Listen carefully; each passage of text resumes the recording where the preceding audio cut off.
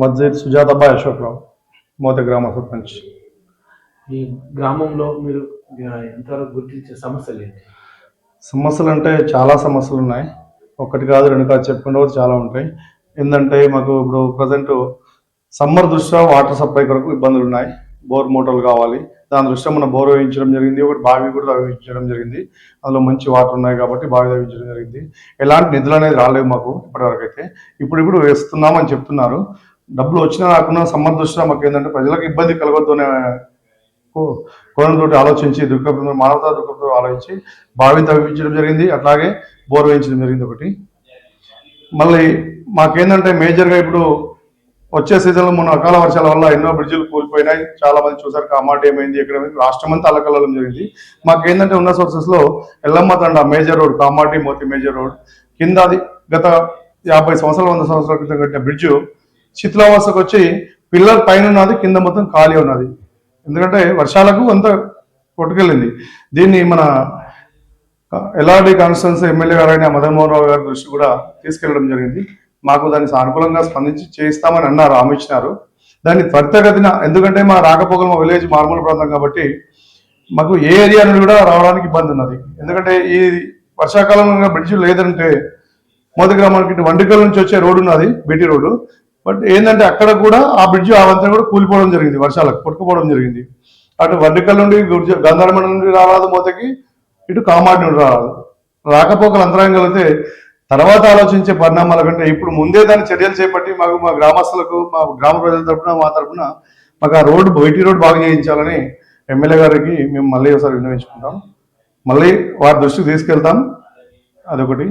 రెండోది ఏంటంటే ఇప్పుడు తండా మేజర్గా ఒక 2 కిలోమీటర్స్ 2.5 కిలోమీటర్లో బట్టిపి తండా ఉంది. ఇదివరకే గత పాలకుల కాలంలోనే బీటీ రోడ్ శాంక్షన్ అయిందని చెప్పినారు. మట్టి మాత్రం వేయించి ఇప్పటి వరకు బీటీ రోడ్ జరగలేదు. ఆ తండవాసకు ఏంటంటే ఇదే ఇళ్ళమ్మ నుండి వెళ్తున్న వాగు, ఇళ్ళమ్మ బ్రిడ్జ్ దగ్గర నుండి వెళ్తున్న వాగు, అటు వర్షం ఎక్కువడిందంటే అసలు పిల్లలు స్కూల్కు రాలేకపోతారు. మళ్ళీ అలాగే ఆ బ్రిడ్జ్ పైన గర్భిణీ స్త్రీ లాస్ట్ టైం ఏమైనా అకాల వర్షాలు పడడం వల్ల ట్రాక్టర్ల సహాయము ఒక కారు తీసుకొచ్చి గర్భిణీ స్త్రీ, నిండు గర్భిణీ స్త్రీని, పుట్టిన నొప్పులతో ఫేస్తో ఉన్న గర్భిణీ స్త్రీని ఆ తండవాస సహకారంతో మేము బయట తీసుకొచ్చి హాస్పిటల్ ఉంచగలం. లేదంటే ప్రాణాపాయ స్థితి ఒక తల్లికి మాతృమూర్తికి. ఇలాంటి సంఘటన జరగద్దు, ప్రతి ఒక్కరికి అందుబాటులో ఉండాలంటే తప్పకుండా దాన్ని ప్రజల దృష్టికి, మేము అధికారుల దృష్టికి తీసుకెళ్తున్నాం.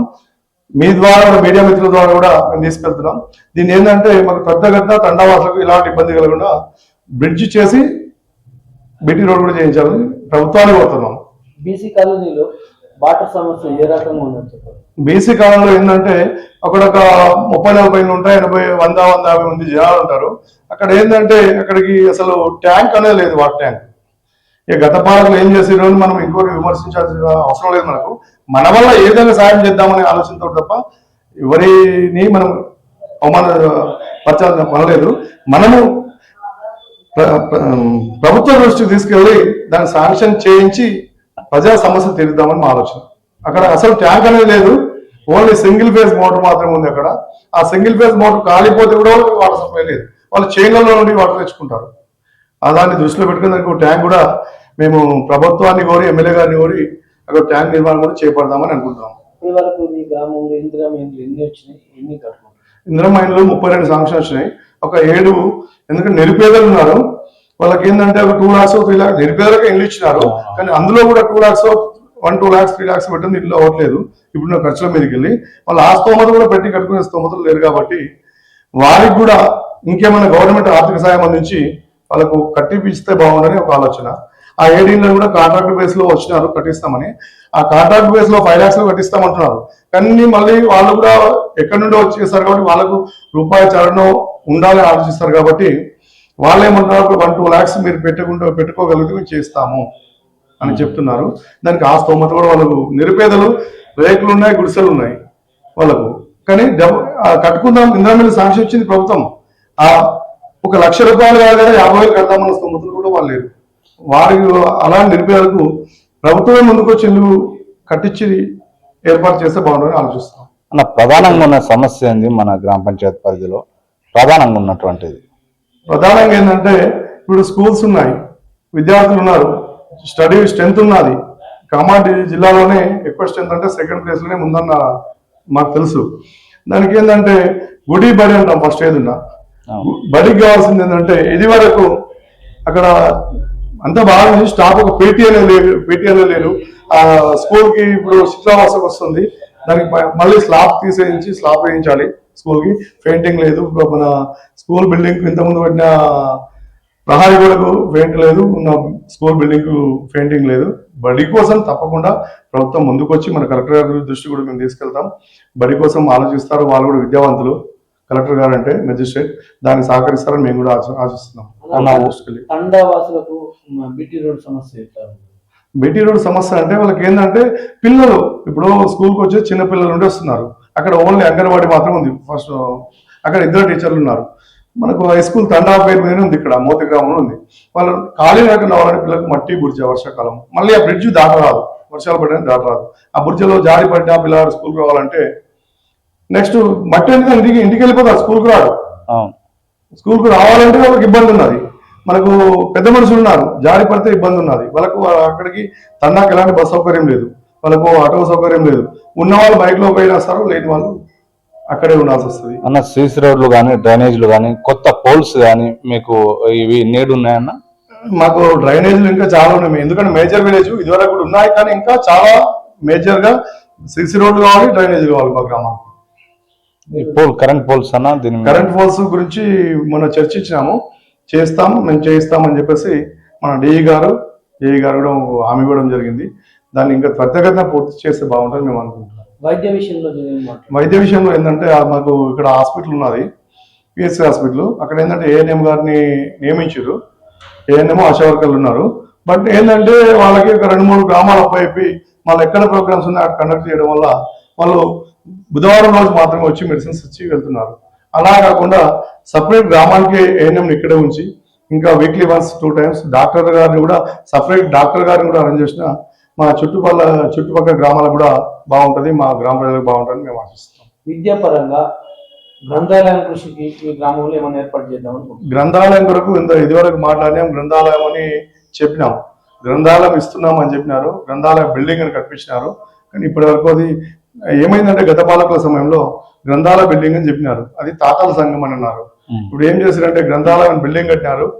మా దగ్గర తాతల సంఘం అని కామారెడ్డి జిల్లాలోనే మొట్టమొదటిసారిగా మొదలు ఉండే. ఆ తాతలు ఏం చేస్తున్నారంటే పెద్ద మనుషులు మేము కూర్చునే బిల్డింగు ఇది మాది మాత్రమే అంటున్నారు. అది ఆ బిల్డింగ్ తాతల వరకు మరి వేరే బిల్డింగ్ కేటాయిస్తారా మా గ్రామానికి, లేదా దానికి గ్రంథాలయంగా చూపిస్తారా? అన్న మీ రాజకీయ నేపథ్యం ఏంటి, ఎట్లా సర్పంచ్ దాకా ఎట్లా స్టార్ట్ అయింది? చదువుకున్నాం మేము, ఏదో చిన్న స్థాయి నుండి వచ్చిన వాళ్ళమే, పెద్ద స్థాయి కాదు. చదువుకొని నేను పుట్టి పెరిగింది కూడా పూరి గుడిసెనే. ఫారిన్ లీగ్ కష్టపడ్డాం మేము, ఇక్కడికి వచ్చి ప్రజాసేవ చేయాలనుకున్నాం. చేయాలనుకున్న దూరంతో మేము డిగ్రీ డిస్కంటిన్యూ చేసి ఫారిన్ వెళ్ళిపోయాను. వచ్చిన తర్వాత ప్రజల దృష్టికి మనము ప్రజల్లో ముందుకెళ్ళాలి, మనం చదువుకున్న వాళ్ళం, మనకు అవగాహన ఉందన్న ఆలోచన కొద్దీ బరిలోకి దిగినాం. ప్రజలు ఏంటంటే మనం చేసిన మేళ ఏందనేది భారీ మెజారిటీతో సుజాతబాయి అశోక్ గారిని మనలను ప్రజలు ఆశీర్వదించినారు మంచి భారీ మెజారిటీ తోటి. వాళ్ళకి ఏ విధంగా సహాయపడి ప్రభుత్వాల నుంచి మనం బడ్జెట్ తీసుకొచ్చి ప్రజలకు అందుబాటులో ఉండి ప్రతి సమస్య నెరవేరుస్తామని మేము అనుకుంటున్నాం. స్థానిక ఎమ్మెల్యే గారితో ఎటువంటి సహకారం ఉందన్న మీకు? స్థానిక ఎమ్మెల్యే గారు మాకేంటంటే మా ఎమ్మెల్యే సార్ గారి కంటే ముందు వాళ్ళ నాన్న మా గురువు. మాకు ఎర్రపాటు స్కూల్లో మాకు పండితులు మాకు చదువు చెప్పారు, మాకు సంబంధాలు ఉన్నాయి. అట్లానే ఎమ్మెల్యే గారు కూడా మాకు కృషి చేస్తారని మేము ఆలోచిస్తున్నాం. ఎమ్మెల్యే గారి దృష్టి కూడా మేము తీసుకెళ్లడం జరిగింది. సార్ మీ నాన్నగారు మా గురువు, మాకు పెడకన్ను పెట్టకుండా పార్టీలకు అతీతంగా ఖచ్చితంగా మా విలేజ్ కాదు ఏ విలేజ్ అయినా సరే ప్రజలకు ఈ పార్టీ ఆ పార్టీ కాకుండా ప్రజలకు అందుబాటులో ఉండి ప్రతి ఒక్క పని అభివృద్ధి పదంలో మా ఎమ్మెల్యే గారు తీసుకెళ్లి ఆయనకు మంచి పేరు తెచ్చుకొని మాకు మంచి పేరు కొత్త సమస్యలు అంటే మా దగ్గర యువత అనేది చదువుకున్న స్టూడెంట్స్ చాలా ఉన్నారు. దాని కొరకు సపరేట్ ఒక క్రీడా ప్రాంగణం ఏర్పాటు చేయాలని, దానికి నిధులు మంజూరు చేయాలని ప్రభుత్వాన్ని మా ఎమ్మెల్యే గారిని కోరుచున్నాం. అట్లాగే మా విలేజ్కి ఇంటిగ్రేటెడ్ స్కూల్ అనేది ఒకటి శాంక్షన్ ఇవ్వడం జరిగింది, తెచ్చినామని మాకు ఎమ్మెల్యే గారు చెప్పారు. దాన్ని త్వరితగతిన పనులు చాలు చేసి ఇక్కడ మన ఎల్లారెడ్డి కాన్స్టిట్యూన్స్ లోనే కాకుండా చుట్టుపక్కల ప్రాంతాలు ఇంటిగ్రేటెడ్ అంటే అన్ని ఏరియాల నుండి వస్తారు కాబట్టి పిల్లల భావితరాల భవిష్యత్ పిల్లల కొరకు బడి నిరుపేదలు చాలా మంది ఉన్నారు. వారి కొరకు స్కూల్ త్వరితగతిన స్టార్ట్ చేసి ప్రజలకు అందుబాటులో మీ హయాంలోనే ఈ ప్రభుత్వ హయాంలోనే ఎమ్మెల్యే గారు మరియు ప్రభుత్వ యంత్రాంగం త్వరితగతిన పూర్తి చేసి ప్రజలకు అందుబాటులో ఉంచే విధంగా ఏర్పాటు చేయాలని మనస్ఫూర్తిగా కోరుచు ధన్యవాదాలు చెప్తున్నాం. ఎందుకంటే ఆ స్కూల్ వల్ల భావితరాల భవిష్యత్ బాగుపడుతుంది అన్న ఒక సంకల్పం మీరు తీసుకొచ్చినారు. దాన్ని అదే దృష్టి కోణంతో తొందరగా కంప్లీట్ చేసి విద్యను అందుబాటులో ఉంచుతారని చెప్పేసి నేను కోరుచున్నాను. చివరగా మీకు ఇంత భారీ మెజార్టీతో గెలిపించిన మీ గ్రామ ప్రజలకు మీ తరఫున ఏం చెప్పాలనుకుంటారు? మీకు ఎల్లవేళ మా గ్రామ ప్రజలకు ఎల్లవేళ సకాలంలో ఏ సమస్యలు ఉన్నా అందరికీ ఏంటంటే సకాలంలో అందుబాటులో ఉండి ఎలాంటి సమస్యలు వచ్చినా మేము దగ్గర ఉండి మా అన్న చెల్లె అన్న తమ్ములను భావించి తప్పకుండా మా గ్రామ ప్రజల సమస్యలు తీరుస్తామని ఆశిస్తాం.